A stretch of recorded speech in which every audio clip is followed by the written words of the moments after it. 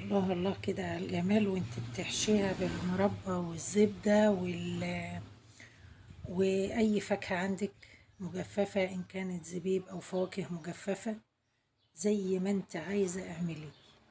جميلة وروعة، والعجينة قطنية فوق ما تتخيلي. واتفرجي على جمالها بعد ما تسوت وعلى شكلها، تعجبك بإذن الله. وطريقة عمايلها نشوف احنا عملناها ازاي.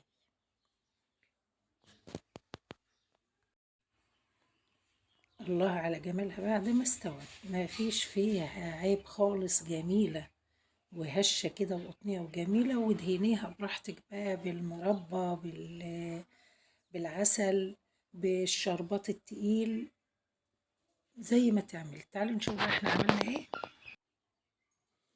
معانا كوباية لبن، حطينا عليها بيضة كاملة وبياض بيضة،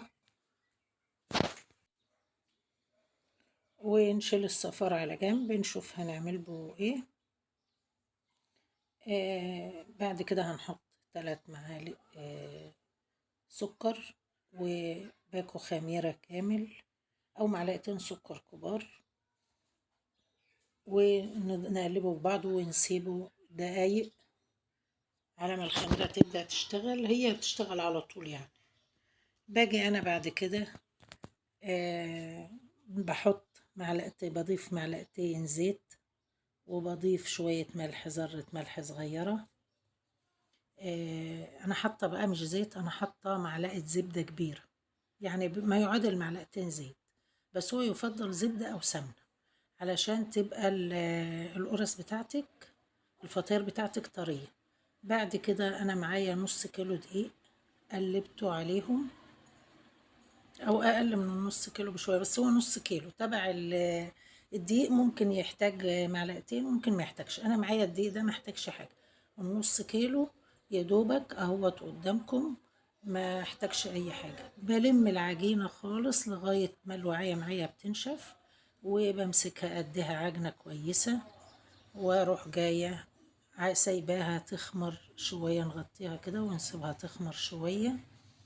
بتاخد لها قيمة تلت ساعة، 25 دقيقة، بتكون الخميرة اشتغلت فيها وتضاعفت، حجمها تضاعف. وتعالوا نشوف بقى هنعمل ايه. الخميرة شوفوا حجمها تضاعف كده وجميلة وسلسة في ايدينا هي. بعد كده هنقطعها قطع متساوية. انا قطعتها ادتني 10 قطع حلوين بصراحة. يعني يعتبر النص كيلو قدامي 10 قطع بريوش على مستوى، يعني كبار حلوين.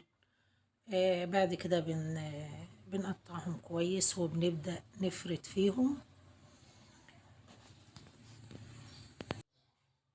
حاولي تقطعيهم قطع متساوية زي ما أنا عملت كده، وتروحي جاية تفرديهم.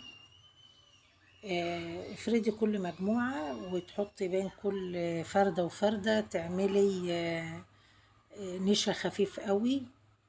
بس انا مش هحطه دلوقتي، انا هفردهم على مجموعتين فوق من بعضهم كده زي ما انتم شايفين. شوفوا الفرد بتاعهم سهل جدا وسلسة وجميلة. رققي على قد ما تقدري. وبعد كده بخلص فرد فيهم وبروح نقلاهم تاني. وانا بنقلهم يا جماعة بنقلهم مطولين معايا همت، سهلة جدا. وبينهم وبين بعضهم كده بعفر نشا خفيف قوي علشان اسيب بينهم فرق في الطبقات. وانا بفردهم تاني بخلص نقلهم، ادوني 10 طبقات. تخيلوا بقى كده 10 طبقات لما افردهم تاني واعمل فيهم اللي انتوا هتشوفوه ده، بيدوكي العجينة هشة ازاي. انا لما نقلتهم وبينهم وبين بعض عفرت نشا خفيف قوي، بفردهم بالطول. حاولي تفردوهم بالطول مع بعضهم ويكونوا متساويين مع بعض زي ما انت شفتي كده.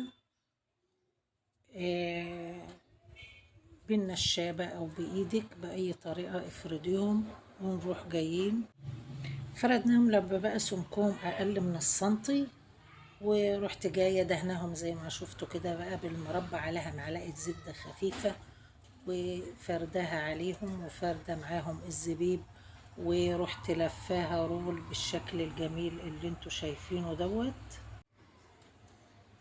حاولي انك انت وانت بتفردي الرول تسويه كده من الاطراف ومن كله، تروحي مقفله الرول بالطريقه اللي انت شفتيني بقفلها دي. بعد كده بقطعه بفتلة خيط او دبارة او بالسكينة بطريقة سلسة حلوة كده. ومعايا الصينية انا فرشت فيها ورق زبدة، ممكن تفرشي فيها ورق حواوشي برضو مش هيقول لأ. وترص عليها تقطيعات الله أكبر، الله عظيم، العزة والبقاء دوما لله. قطعناها بالشكل اللي حضراتكم شايفينه ده، ودهناها بصفار البيضة، وندخلها على الفرن على أعلى درجة في الرف الوسطاني. ما تولعيش الفرن من فوق إلا لما تلاقيها أحمرت واصفرت من تحت كده خفيف، بتروحي مشغلة الفرن من فوق دقايق، مجرد دقيقتين اتنين بتطلع بالطريقة الجميلة اللي انتوا شايفينها ديت. ادهنيها زي ما قلتلك مربى او عسل او شربات تقيل، وتاخدي احلى بريوش او احلى فطاير عملناها للفطار. والسلام عليكم ورحمة الله وبركاته. ما تنسوش الشير واللايك وتدوسوا الجرس.